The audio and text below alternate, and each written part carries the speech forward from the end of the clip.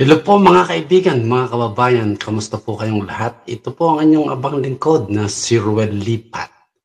Yan, tayo po ay may panibagong video post ngayon. Pero bago po tayo dumako dyan, siyempre nais ko muna po kayong anyayahan, imbitahan at nakikisuyo po ako na sana mag-subscribe po kayo sa aking channel, Ruel Lipat, at hit that notification bell para lagi po kayong updated sa mga video post ko tulad po nito, reaction video, at sa ating pong mga live streaming. Good morning po mga ka-Team Ruel Lipat, kapuso. Dito po muli tayo sa bahay ni Lolo Antonio at tumingi po tayo ng update. Kumustahin po natin siya. Ano bang kalagayan niya ngayon? Sapagkat yung nakaraan natin siyang pinuntahan ay nakalugmok po siya, kahiga. Dahil nga po masakit ang mga joints niya sa tuhod, sa pigi, may sugat siya dahil sa bedsore at matagal siyang naratay sa hospital, mahigit 1 buwan. Ayun ay nagpapagaling siya dito. Tignan po natin dahil hinakaran po ay nagbigay tayo sa kanya ng gamot. Ang Team Ruel Lipat po ay nagbigay ng tramadol at yung pong adult pampers. Tignan po natin at i-follow up ano po ang update at progress ng kanyang paggaling. Binigyan din po natin siya. Maalala ko po yung charcoal feed. Yan po ay isang mabisang pang detox ng katawan. Ayan. Papalis po yan ng mga toxin sa ating katawan. Yung pong sakit po na ating Lolo Antonio ay gout. So yun po ang tingnan natin kung ano na, kumusta na. Ayan.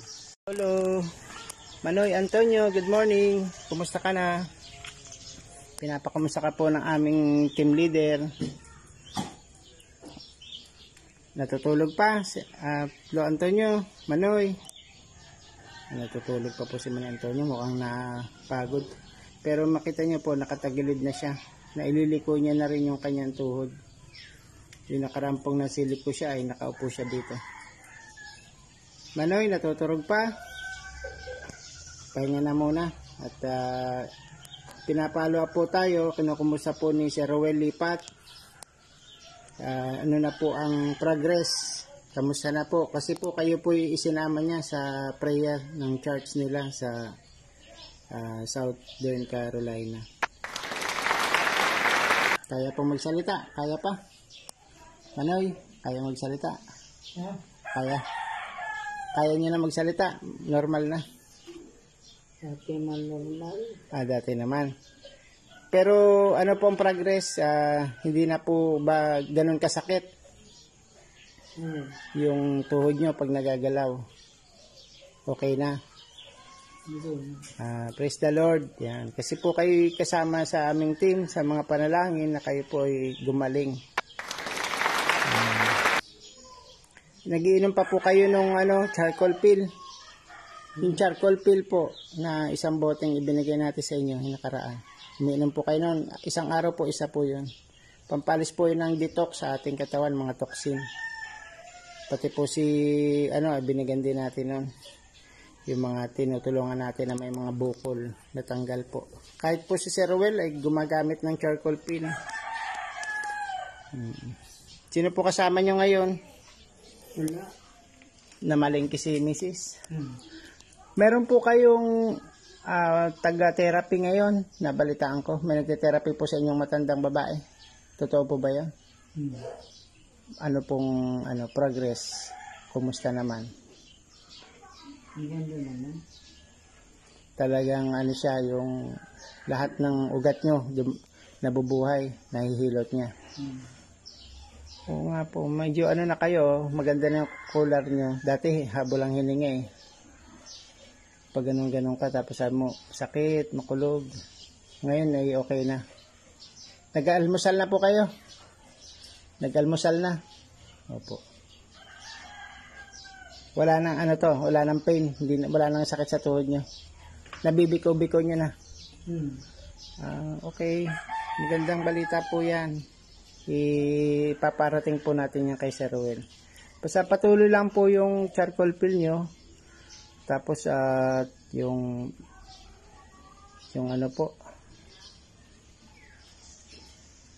yung pagkain po ng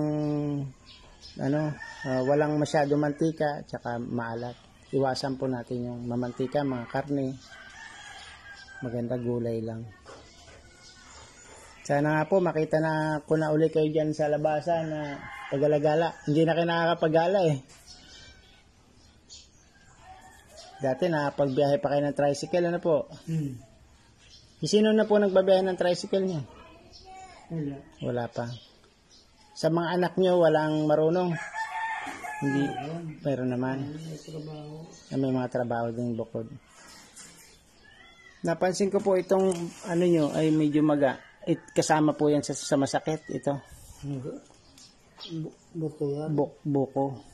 Parang medyo maga eh.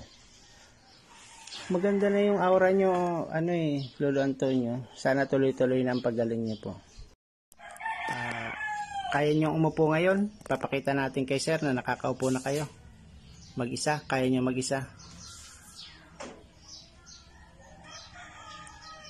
Dahan-dahan lang. Ayan o. Okay, may ano na. Malakas na yung power ni Lolo Antonio, Sir Ruel. Thank you po sa inyo, sa suporta nyo at sa prayer ng grupo, pati po ng church nyo. Dyan po sa Southern Carolina.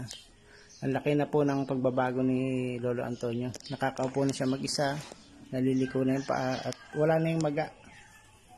Hindi na rin niya nilagyan ng yung rosaryo. Inalis na nila yung rosaryo. Pati sa tuhod ay kaupo siya ng ayos. Ipapampers na lang siya. Tsaka po sir, ang kanyang sa tuloy niyang paggaling, ang gusto niya pong pagkain na unang-unang matikman ay yung sinigang na baboy.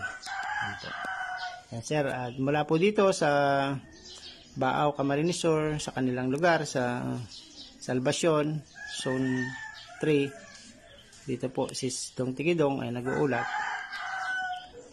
dito po kay Lolo Antonio. Ayan.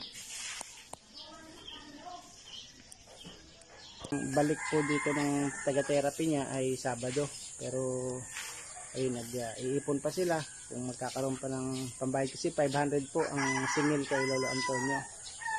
Sa Sabado daw po ang dating nila dito sa Salvacion, yung para therapy na matanda.